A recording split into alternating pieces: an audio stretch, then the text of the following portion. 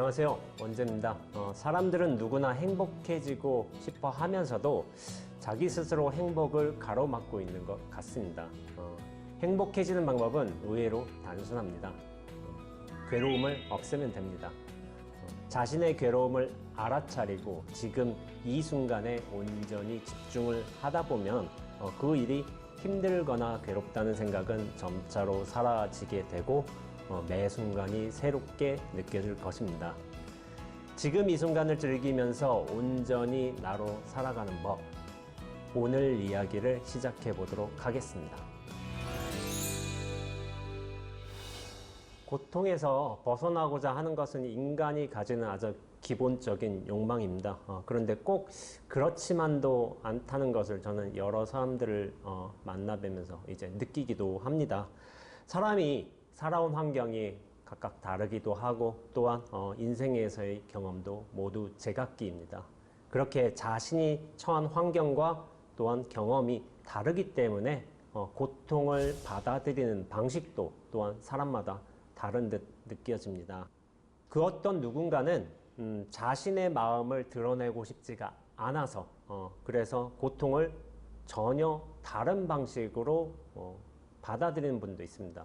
고통에서 벗어날 생각을 하는 것이 아니라 오히려 고통을 끌어안고 있는 경우도 본 경우가 제법 많은 듯 합니다. 그리고 너무 오랫동안 그렇게 고통을 끌어안고 있다 보니 고통을 벗어날 생각을 하지 않고 오히려 그 고통을 자신을 지키는데 쓰는 경우도 본 듯 합니다. 제가 만난 분 중에는 가족에게서 상처를 받고 힘들어 하시는 분을 만난 적이 있어요. 정도의 차이는 있겠지만 가장 친근하게 느껴져야 할 가족에게서 상처를 받는 분들이 굉장히 많은 듯 합니다. 특히나 어릴 적 부모님에게서 학대받은 경험을 가진 분들의 경우는 그 고통이 무척이나 뿌리 깊은 경우도 보기도 합니다. 제가 만난 분은 굉장히 이제 폭력적인 아버지 밑에서 자랐어요. 어릴 적 그에게서 이제 기억되는 아버지는 이제 칼을 빼들고 어머니를 죽이겠다고 그렇게 위협하는 모습이었어요. 당연히 가족이 화목했을 리는 없습니다. 그렇게 폭력을 행사하는 아버지를 보면 이분은 방으로 도망가가지고 귀를 틀어막고서 그리고 숨어 지냈어요. 성장기를 보낼 때에도 이 끔찍한 기억에서 벗어나지를 못했다고 합니다. 그래서 20살이 넘어서 그가 이 가족으로부터 탈출하기 위한 방법으로 선택한 게 바로 여행이었어요. 어느 정도 일을 하면서 돈을 모으고 나서는 집을 떠나서 이제 외국으로 여행을 갔습니다. 그런데 시간이 흘러서 여행 자금이 결국엔 떨어지게 되어 있죠. 그래서 다시 집으로 돌아오게 되었습니다. 그러면서 자신이 그렇게 빠져나가고 싶어 하던 가족의 굴레 속으로 다시 들어가서 괴로워하는 경우를 본 적이 있습니다. 처음에 그의 이제 불우한 청소년 시절 이야기를 들었을 때는 제가 그분에 공감하면서 굉장히 좀 안타까워 했던 것 같아요. 그러면서 이제 그분의 약간 눈에 띄는 듯한 행동하고 또한 이제 독특한 사고 방식이 좀 이해될 법하기도 했습니다. 그런데 대화를 계속 이어갈수록 저는 무언가 좀 다른 점을 느낀 것 같아요. 그분이 처했던 과거의 그런 경험들에 대해 충분히 공감할 수 있었는데 그분은 그 과거의 아픈 기억들을 계속 되돌려서 다시 끄집어내고 있었던 거예요. 그러면서 하시는 말씀이 나는 왜 이런 가족들을 만나게 되었는지, 나는 왜 이렇게 불우한 청소년 시절을 보낼 수밖에 없었는지에 대한 스스로의 좀 한탄을 계속 반복하시는 거였어요. 이런 영향 때문인지 사회에 나가서도 또한 직장 생활을 하면서도 대인관계에 어려움을 겪고 있었습니다. 그러면서 이분은 자신이 이렇게 약간 사회적으로 적응하지 못하는 데에는 이런 불우한 가정 환경이 절대적인 원인이라고 이렇게 말하고 있었어요. 그런데 문제는 이거였어요. 그분을 만나 뵐 때마다 그분은 저에게 똑같은 과거의 상처, 기억들을 계속해서 반복해 얘기하는 것이었습니다. 제가 묻지도 않았는데 그런 일을 습관적으로 반복하시는 거예요. 그러면서 제가 이야기를 여러 번 듣다 보니까 이런 종류의 확신이 들었습니다. 이 사람 자신의 상처를 이용하고 있구나. 불우한 자신의 과거를 드러내놓는 것은 자신의 이런 모습이 이런 상처 때문이니 이것을 이해해 달라는 그런 뜻이기도 합니다.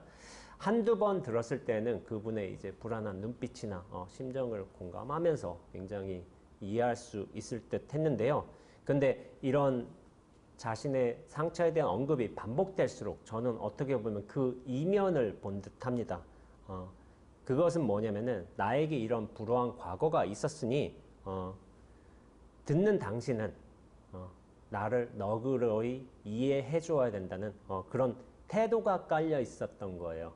그런데 저에게 뿐만이 아니라 자신이 만나보는 그 모든 사람들에게 자신의 아픈 과거와 이제 상처를 먼저 드러내는 것을 보면서 그 저변에 있는 저는 엄청난 집착을 본 것 같기도 합니다. 그것은 바로 나는 변화하지 않겠다라는 에고의 집착이었어요. 이 과거의 기억과 고통은 분명하다. 그렇게 내가 행하고 있는 이제 잘못된 생각과 행동이 있다면 그것은 과거의 불우한 가정 환경 때문이니까 지금의 나의 모습을 꾸짖거나 면박하지 말아달라. 그런 종류의 태도가 보였던 거예요. 제가 보기에 에고란 이렇습니다. 자신의 고통과 기억마저도 그것을 자신을 지키기 위한 수단으로서 써먹는 게 어떤 에고의 교묘함이 아닐까 생각하고 있습니다. 그런데 제가 이분을 보면서 느낀 점은 이 고통과 너무 오랫동안 가까이 있었다는 것이었어요. 그러니까 보통의 경우는 사람들은 고통에서 벗어나고 싶어 하지만 너무나 오랫동안 가까이 한 이유 때문이었는지 고통을 벗어나려고 노력한 게 아니라 오히려 고통을 붙들고 있는 거예요. 처음 낯선 사람에게도 자신의 과거, 불우한 환경 이야기를 하면서 이렇게 드러낸 게 습관이 되다 보니까 습관은 당연히 일상이 되어 갔습니다.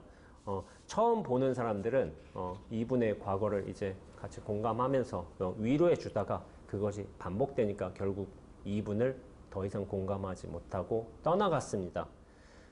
저는 어느 날 이 얘기를 계속 반복해서 듣다가 이분에게 조언을 해드리기로 했습니다. 왜 아직까지도 20년이 지난 아버지의 모습을 지금까지 마음속에 담아두고 있냐고 물었습니다. 아버지가 그렇게 칼 들고 집안에서 폭력을 행사한 거는 20년 전 일이지 않느냐. 그러면서 지금은 아버지가 어떤 모습인지 물었어요. 그러니까 이분은 지금의 아버지는 웬 힘없는 노인네 하나가 그냥 하루하루를 근근히 살아가고 있는 듯한 모습이라고 이렇게 말해 주었습니다. 혈기 넘치던 그 아버지의 모습을 기억하고 있기에 지금의 모습을 보면은 되려 이제 불쌍해 보이기까지 한다고 그렇게 말했습니다. 그러면서 제가 이분에게 물었어요. 20년이 지난 아버지는 그렇게 변해 있는데 왜 당신은 20년 전의 기억에서 나가려 하지를 않는 건가요? 그게 무슨 소중한 기억이라고 20년 동안 그 아픈 기억을 소중히 끌어안고 사는 건가요? 그러면서 제가 단호하게 말씀드렸습니다. 이제 그 상처 써먹으려는 짓 그만두세요. 왜 어떤 사람은 자신의 과거 경험이나 고통을 잊어버리지 못하는 걸까요? 왜냐하면은 자신이 이처럼 살아갈 수밖에 없다는 그 정황에 대한 비난을 그 과거의 고통스러운 기억이 대신 받아주기 때문이라고 생각을 합니다. 내가 이렇게 부족한 것은, 내가 이렇게 못난 것은 과거의 고통스러운 경험 때문이라고 그렇게 쉽고도 명백하게 자기의 책임을 떠넘길 수 있기 때문이에요. 저는 이것을 두고 에고가 고통을 써먹는 짓이라고 표현하고 있습니다. 고통은 물론 변하지 않고 엄격한 사실 중에 하나일 겁니다. 그런데 나라는 에고는 그 변하지 않을 명분을 그 고통으로부터 얻게 되기도 합니다. 나를 괴롭혔던 과거의 고통스러운 기억이 오히려 지금에는 나를 지켜주는 방어의 수단이 되기도 하는 거예요. 행여나 그 과거의 고통, 경험, 기억에 대한 의문을 제기하는 사람이 나타난다 하더라도 당신은 내 고통을 알아요? 이 고통을 겪어보지 않은 사람은 알 수 없어요. 그러니 고통받아온 지금 내 모습을 당신은 그대로 이해해줘야 해요. 라는 식으로 에고는 항변하고 있기도 합니다. 그래서 제가 말했습니다. 당신은 지금의 당신을 만든 것은 20년 전의 아버지라고 그렇게 주장하고 있죠. 그런데 그 완고하고 폭력적이었던 아버지는 지금에는 그렇게 볼품없고 초라한 노인네로 변해 있습니다. 시간이 흐르고 아버지도 그렇게 변했는데 왜 당신은 20년 전의 고통에서 떠나지 않으려고 하는 건가요? 제가 이분을 보면서 이런 상상이 되었어요. 자신이 어릴 적 그렇게 가지고 놀던 이제 낡고 볼품없는 인형 하나를 여전히 중년이 되어서도 버리지 않고 꼭 쥐고 있는 듯한 느낌을 받았습니다. 나이로 치자면 이미 자신의 자녀를 학교에 보내고 그렇게 남편 뒷바라지를 해야 되는 때인데도 불구하고 여전히 그렇게 나이가 들어서도 볼품없는 인형 하나를 끌어안고서 거기서 벗어나지 못하는 그런 가련한 모습으로 기억되고 있었어요. 수도함에 많은 분들이 찾아오십니다. 그런데 그분들을 제가 대화를 하면서 가장 많이 언급하는 단어 하나가 어떻게 보면 무상입니다. 무상의 의미는 무척이나 단순합니다. 항상 것은 없다. 모든 것은 변한다. 삼법인 중에 하나인 진리이기도 한데 이 무상은 불교인이 아니라 하더라도 누구나 다 수긍하는 개념입니다. 그런데 무상은 이렇게 이해하기는 쉽지만은 삶으로서 온전하게 받아들이기는 좀 어려운 것 같습니다. 왜냐하면은 저한테 고민거리 혹은 질문거리를 가져오는 많은 분들께서는 고통의 경험이라든지 기억을 가져오는데 그것들이 정도는 다를지언정 앞에 그분과 같이 볼품없는 인형 하나를 마치 이렇게 꼭 붙들고 있는 듯한 모습처럼 보이는 경우가 많아서 그렇습니다. 오래전에 내가 그 때를 지나면서 떠나보내야 했던 고통의 기억들을 아직까지 붙들고 쥐고 있는 듯한 분이 많습니다. 에고는 무언가를 계속 붙들고 고착화시키려는 습성이 있습니다. 그것이 경험이든 느낌이든 감정이든 또 기억이든 간에 지금의 나를 자유롭게 하는데 그닥 도움이 되지 않는데도 불구하고 그것이 존재함으로써 지금의 나를 납득시킬 수 있을 것 같아서 그리고 지금의 내가 변치 않을 어떤 명분을 얻을 수 있을 것 같아서 그런 과거의 기억, 경험, 느낌, 생각들을 보내려 하지 않는 것 같습니다. 사실 저는 나란 존재는 통로에 가깝다고 그렇게 말씀드리고 있습니다. 통로는 비어 있어야지만은 사실 그 모든 것들이 잘 지나갑니다. 설사 인연에 따라서 어떤 종류의 생각, 감정, 경험, 느낌들이 온다 하더라도 그것을 인연에 맞게끔 잘 받아들이고 보내주는 것이 사실 통로의 역할이자 모습입니다. 제가 굉장히 인상 깊게 읽었던 페르시아 신비주의 시인 루미의 여인숙이라는 시가 있습니다. 이 시를 보면은 이러한 구절이 나와요. 그 어떤 기쁨, 우울, 야비함, 찰나의 깨달음이 예기치 않게 온다 하더라도 이 모두를 잘 환영하고 대접해 주어야 한다고 루미는 말합니다. 설령 이러한 감정과 생각들이 난폭하게 우리의 마음을 휩쓸고 간다 하더라도 실상 우리의 내면을 비우기 위해 그렇게 온 것들인지 모르기에 그렇게 잘 모시고 감사히 대하라는 메시지를 전한 바 있습니다. 여인숙은 그렇게 손님들이 오가며 쉬다가 나갈 수 있는 그런 비어있는 공간입니다.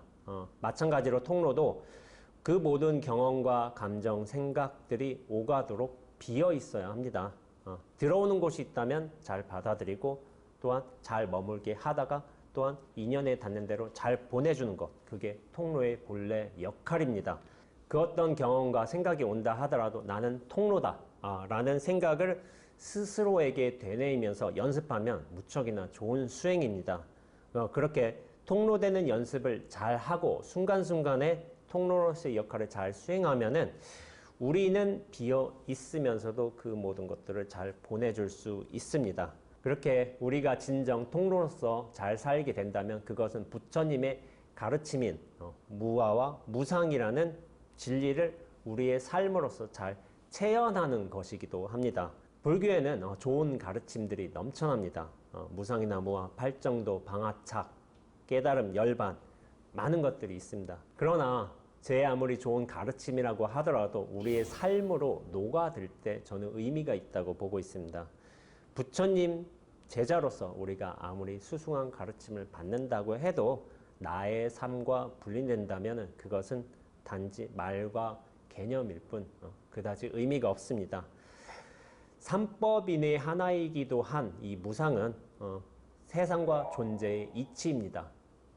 이런 무상이 의미가 있으려면 내가 그렇게 무상이 될 때 의미가 있습니다. 진리는 보고 듣고 배우는 것만이 목적인 것이 아닙니다. 진리는 우리가 스스로 그렇게 됨에 최종의 목적이 있습니다. 수박은 먹는 데 목적이 있는 것이고 또한 진리는 나의 삶으로 그렇게 펼쳐짐에 목적이 있다고 말하는 겁니다.